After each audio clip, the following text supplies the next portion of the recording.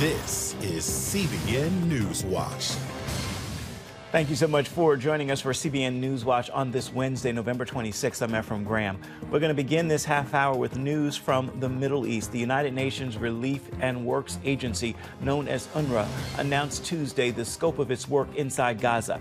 As Chris Mitchell now reports from Jerusalem, since October 7th, evidence has emerged that the organization works closely with Hamas.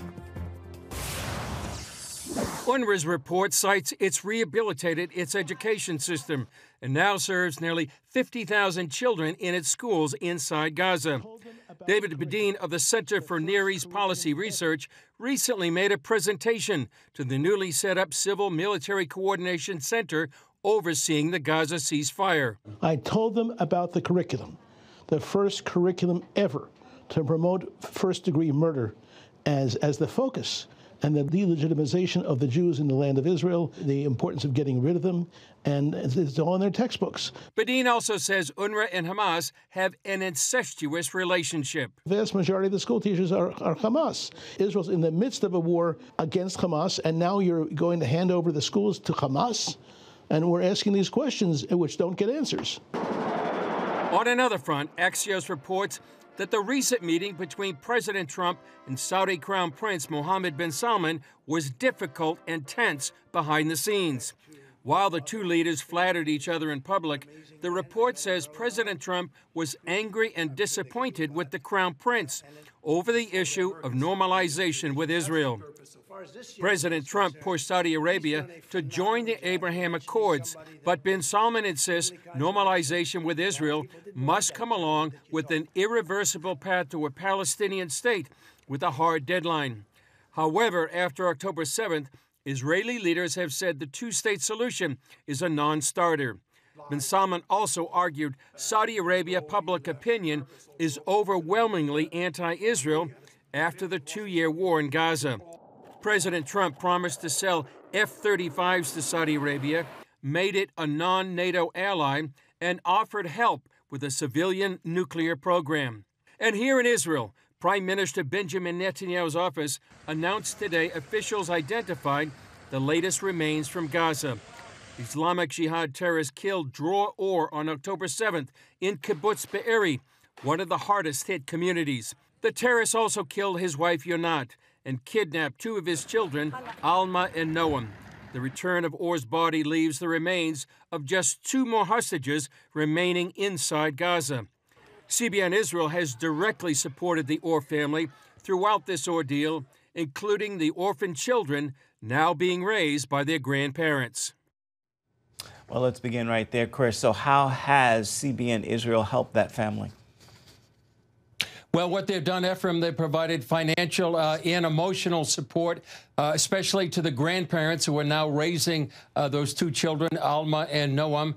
They've been in touch with the siblings as well, the children too. Since October 7th, CBN Israel has really been in direct contact with dozens of the hostage families, and they have partnered with an organization here in Israel called Kanim, and that helps hostage families reach out with emotional support, physical support, and financial support ever since the fateful day on October 7th. So you reported about the UNRWA's new curriculum. What does it look like? Well, as David Bedeen pointed out, it prioritizes killing Jews. It emphasizes the fact that the Jewish people have no right to the land of Israel. And I'll give you an example of that curriculum right here, Ephraim. This is a picture of a lady named Dalal Mughrabi. And right there. She is responsible for one of the worst terror attacks in Israel's history. It was called the Coastal Road Massacre. That was on March 11th, 1978. Her and a commando team hijacked a taxi and two buses. The terrorists killed 38 Israelis, including 13 children. So why is this so significant? And why would this Dalal Mughrabi actually be in a curriculum for fifth graders? And what it does is actually molds a generation to generation and perpetuates the conflict, reinforces the idea that the Jewish people have no right to the land, that it is okay to go ahead and kill the Jewish people. So this is kind of the kind of curriculum that the Palestinian Authority has produced that is being used by UNRWA schools inside Gaza. Chris, how did Ambassador Huckabee react to the Trump administration's decision to consider designating the Muslim Brotherhood as a terrorist organization? Well, we caught up with Ambassador Huckabee earlier today. He was at the Israel's Knesset during a prayer meeting, and here's his reaction to President Trump's executive order. I'm delighted to see the president take this action. It's long overdue for us to recognize the Muslim Brotherhood, since the 1950s at least and beyond, have been a destabilizing force in the entire world. They've sponsored terrorism, murder, mayhem across the planet. They are a very negative and destructive force, and it is so important that the United States use its power and its influence to call them out for what they are. Ephraim, I would add that, you know, the Muslim Brotherhood, the executive order by President Trump is very important. It follows just a few days before that. There was a study put out. It says the Muslim Brotherhood strategic entryism into the United States, an analysis about that. I think there's been a lot of activity about the Muslim Brotherhood just in the last couple of weeks. Texas Governor Greg Abbott declared that both the Muslim Brotherhood and a group called CARE were designated as a terrorist organization. It seems like an important initiative right now that's gathering momentum. The Muslim Brotherhood, as Ambassador Huckabee said, is considered by many a very dangerous organization. And this study, what this does, it actually believes that there is a civilization and a generational attempt by the Muslim Brotherhood to undermine the United States, to try to impose Sharia law gradually in a number of areas in the media, in politics, and in society, and actually control the narrative about the Muslim Brotherhood and Islamism, which is this desire to actually establish a global caliphate and the Sharia law. So very important executive order by the president. Ambassador Huckabee was at the Knesset at a prayer meeting. Why is this significant? Well, he was asking the questions that where would America and or Israel be without prayer? He says prayer is not trite. It's not perfunctory. It's really an invocation of God's power from heaven to earth. We ask his presence, his strength, and his power to come upon us. And as he says, what happens is often only can be described as a miracle. The meeting this morning was praying specifically for the peace of Jerusalem. It brought Christians and Jewish leaders together to pray. There was a delegation from Arkansas as well. It also talks about the special relationship between Israel and the U.S. And also, it's a new era in Jewish-Christian relationship. We may not have seen this kind of meeting between Jews and Christians 10 years ago, but it's indicative recognition of the spiritual warfare that we all face right now. Thank you so much, our CBN News Middle East Bureau Chief Chris Mitchell. We appreciate your insights. Look forward to hearing from you in the days ahead. Well, it is that time of year again, the busiest travel season, and this Thanksgiving, a record-breaking number of Americans are expected to hit the roads, the rails, and the skies. As Brody Carter reports, this surge in travel comes as the nation's air traffic control system is facing unprecedented challenges. The numbers are hitting new heights, as an estimated 6.1 million people are expected to fly this Thanksgiving, in addition to a massive wave of more than 73 million traveling by car, and another 2.5 million by train, bus, and cruise. It all adds up to nearly 82 million, and it's being called the busiest travel season on record. For us, this week is our Super Bowl. And I'm here to tell you we've got a great plan. This record-breaking push comes at a precarious time for the system designed to keep people safe. Very, very busy. It's very busy right now. It follows a 44-day government shutdown forcing TSA agents and FAA technicians to work without pay, causing significant staffing shortages, and it jump-started a retirement wave. We used to have four air traffic controllers retire every day. We now have 15 to 20 air traffic controllers retiring a day. The Trump administration is pushing for a complete rebuild of the aging air traffic control system. If we want to have less stories about delays and shutdowns, let's actually do the work to fix the system that oftentimes is causing those delays and those cancellations, and that is building a brand new system. And Mother Nature isn't helping travelers as a major system brings widespread cold and windy air. To the north, up to 9 inches of snow is possible, with rain and thunderstorms to the south. It was really important to us to make the trip and suffer through this experience together as a family. With pressure from both the weather and the travel system, Secretary Duffy is launching a new campaign, putting the onus on travelers themselves. He's asking for a little more civility. I would encourage people to maybe dress a little better, which encourages us to maybe behave a little better. Let's try not to wear slippers and pajamas as we come to the airport. I think that's positive. Common courtesy and civility, I think, is going to work well. And I'd ask you to please be patient with our TSA and our gate agents. Brody Carter, CBN News. Some good news to share. Bible sales are hitting record highs here in the United States. They were up 11% this year over 2024. That is according to Circana BookScan. That includes 2.4 million sold in September, part of a surge coinciding with the assassination of Christian conservative activist Charlie Kirk. Circana told Religion News Service that Bible sales have set annual sales records since 2022, showing growing religious interest in the United States. Coming up, Rising from the Ashes is an immersive experience into the October 7th massacre. The sights, the smells, the mass devastation. See the exhibit in Jerusalem that brings to life what happened on Israel's bloodiest day. Stay with us. You're watching CBN NewsWatch. Welcome back to CBN NewsWatch. Since the State of Israel was established in 1948, the Israel Antiquities Authority has been the center of its archaeological research and preservation. Then came the October 7th terrorist attacks, and a group of Israeli archaeologists had to take on a unique role. CBN's Paul Petit explains now from Jerusalem.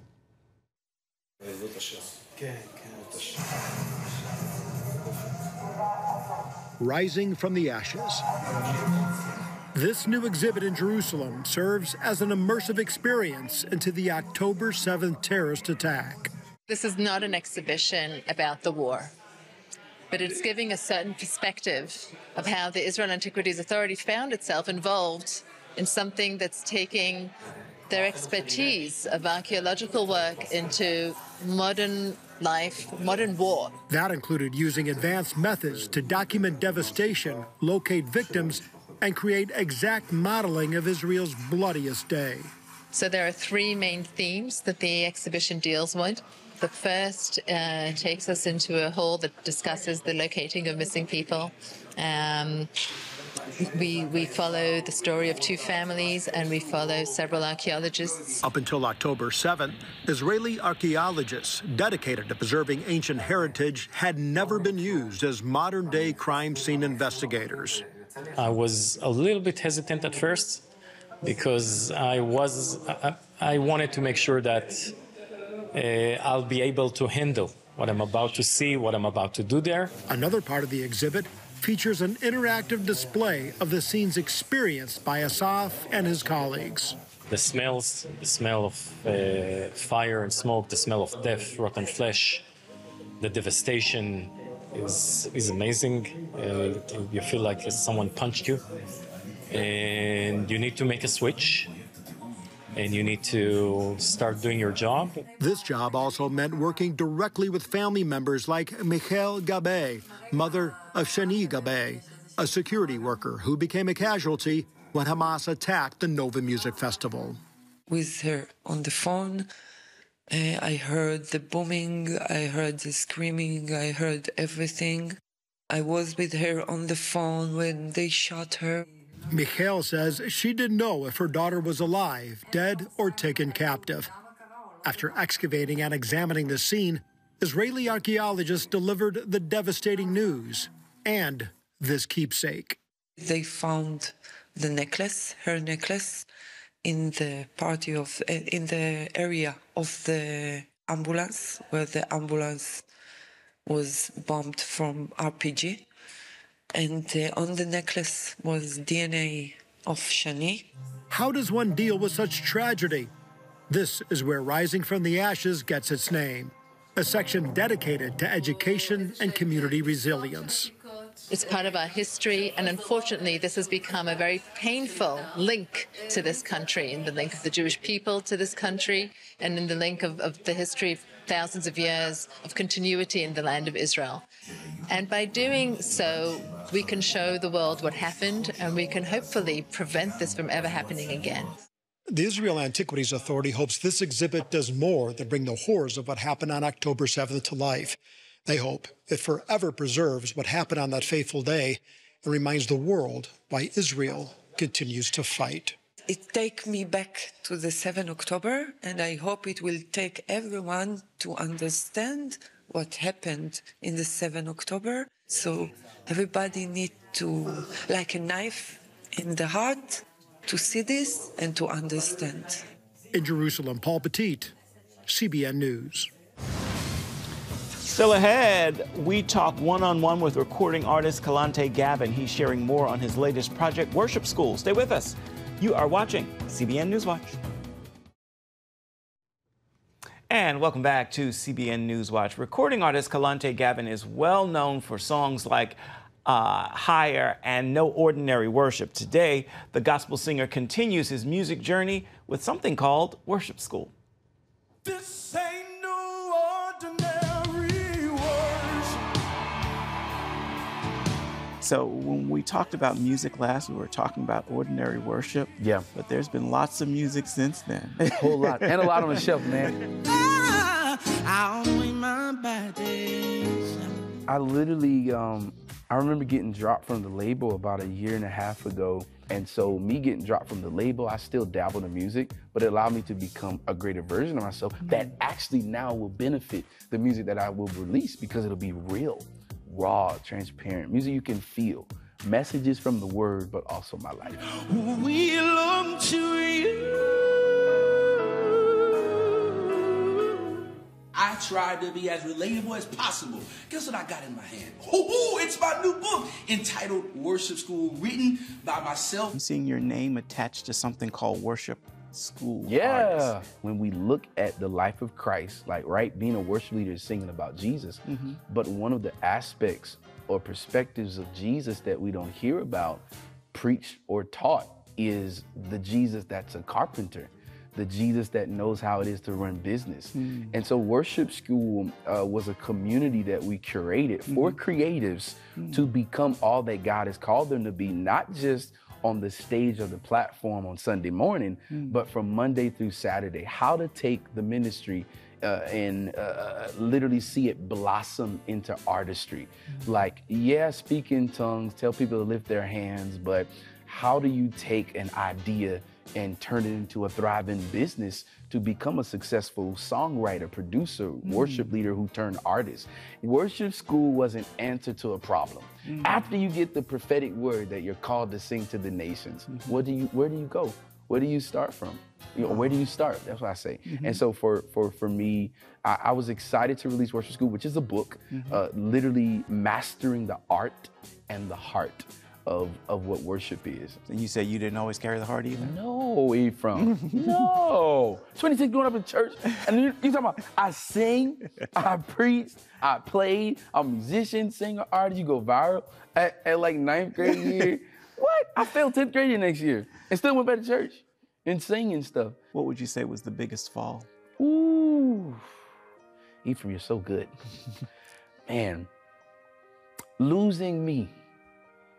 I'm literally about to start a journey that I'm excited about, but it is excruciating mentally because I know that in finding me, I've got to lose another part of me.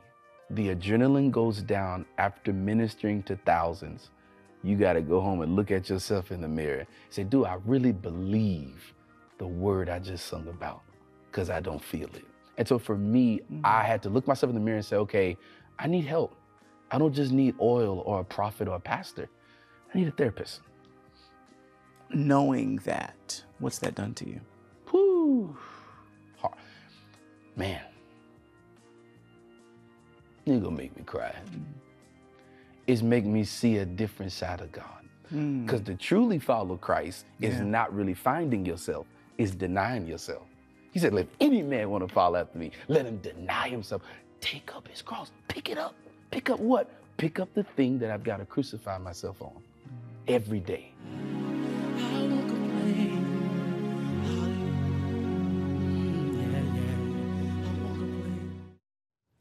Kelontae Gavin's latest music project is called Kelontae Gavin Presents Worship School. You can find it wherever you stream your listening material.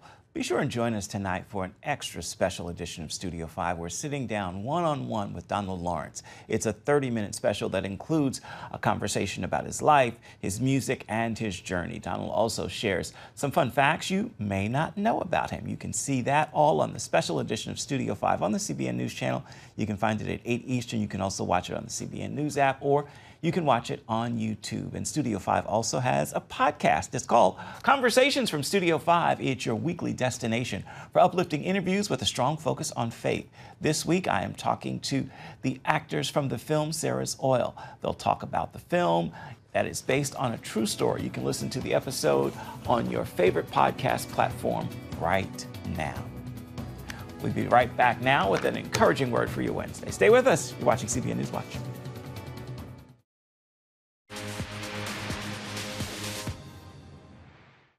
Welcome back. It's time now for your Wednesday word, and today's word is joy. Remember this, the joy of the Lord is your strength. In moments of weakness, tap into Jesus and his joy. In him there's joy, and with his joy comes your strength. With that word, I encourage you to make this a wonderful Wednesday. And I pray this is a joyous time of Thanksgiving for you and your entire family. That is going to do it for this edition of CBN News Watch. Thank you so much for watching. You can always find more of our news programs on the CBN News Channel. You can also find them online at any time. We'd love to know what you think about the stories you've seen here today. You can email us, newswatch@cbn.com. You can also reach out and touch us on Facebook, Instagram, and X. We'll see you right back here, same time tomorrow. Goodbye. God bless. Thank you for watching.